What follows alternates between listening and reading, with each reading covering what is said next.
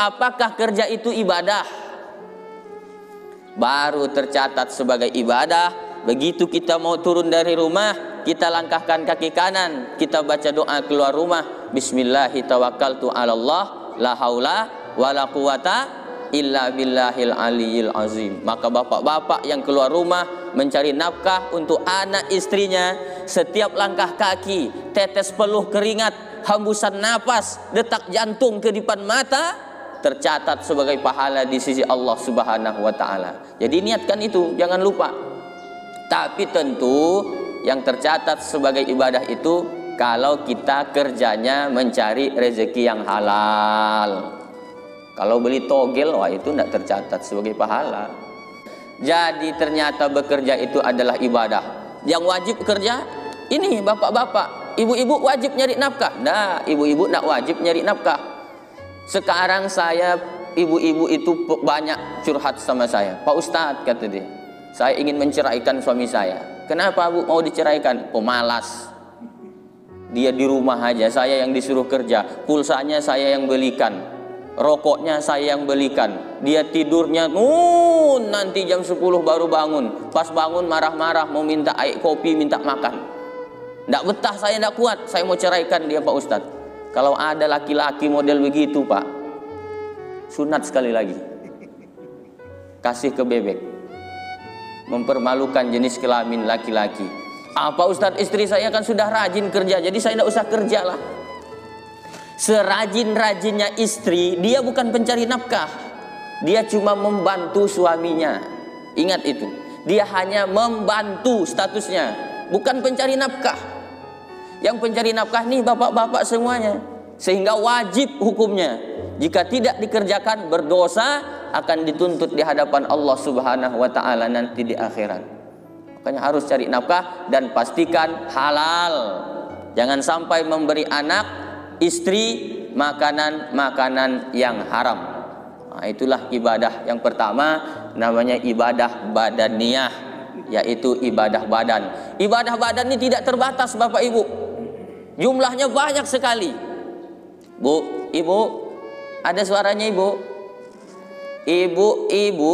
Ibu-ibu hamil kan? Kira-kira hamil itu ibadah atau bukan? Ibadah hamil itu. Makanya banyak ibu-ibu tidak berhenti dia melahirkan. Walaupun dia ketika melahirkan sakitnya luar biasa, tidak ada ibu-ibu melahirkan senyum kan?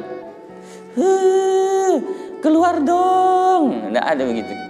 Pasti mukanya berkerut.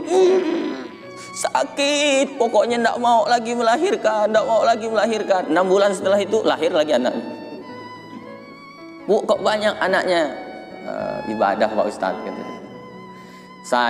Anak saya ini 7 bersaudara, tapi istri saya 14 bersaudara. Apa kata Nabi?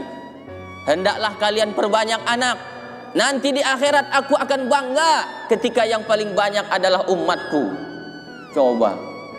Kenapa ya? Kita kan ikut program pemerintah Pak Ustadz. 2 anak cukup, saya tidak setuju.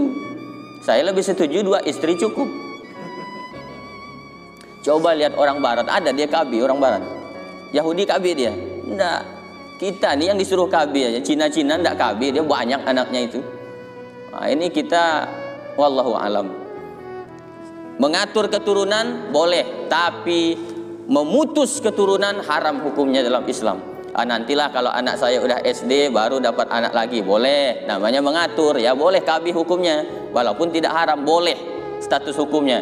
Tapi kalau cuma 2 anak, bayangkan Bapak, kalau cuma 2 anak, yang satu tenggelam, yang satu kesetrum, habis anaknya.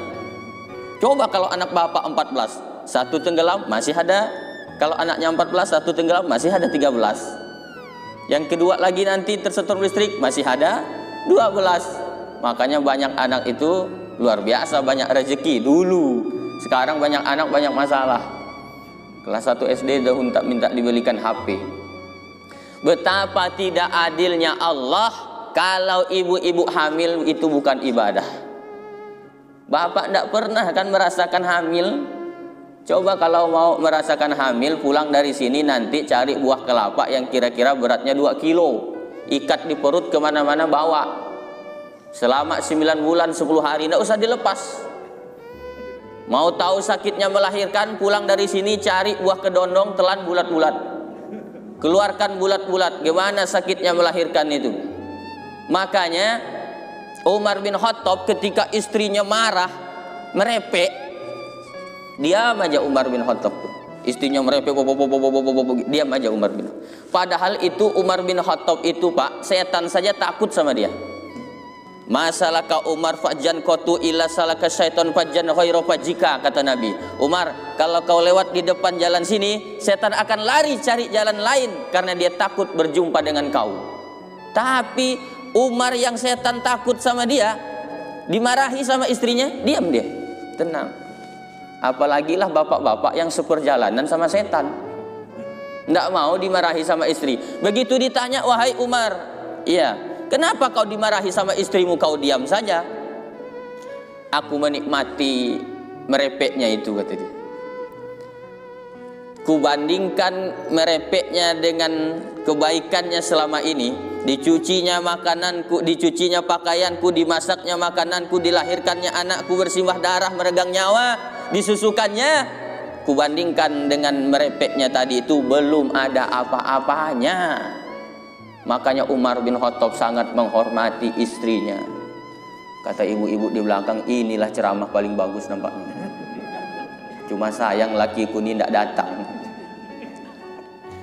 Nah, tapi ingat, ibu-ibu juga tidak boleh berani sama suami. Karena Nabi mengatakan, andai saja boleh manusia sujud kepada sesama manusia, pasti kuperintahkan istri sujud kepada suaminya. Cuman karena tidak boleh, ya tidak boleh. Apa artinya? Nabi ingin mengatakan begitu besar bakti seorang ibu kepada suaminya. Surga ibu ada di tangan suaminya, sedangkan surga suaminya ada pada ibunya. Makanya ibu kalau suaminya ingin berbakti kepada ibunya, jangan ibu larang. Kenapa? Karena nanti anak ibu juga akan begitu. Berapa banyak sekarang anak durhaka sama ibunya, karena dulu ibunya juga begitu. Karena bapaknya juga begitu dulu, durhaka sama ibunya, dilarang sama istrinya. Begitu nanti ibu sudah punya anak, anaknya durhaka sama ayahnya, sama ibunya, karena dulu juga ayahnya begitu.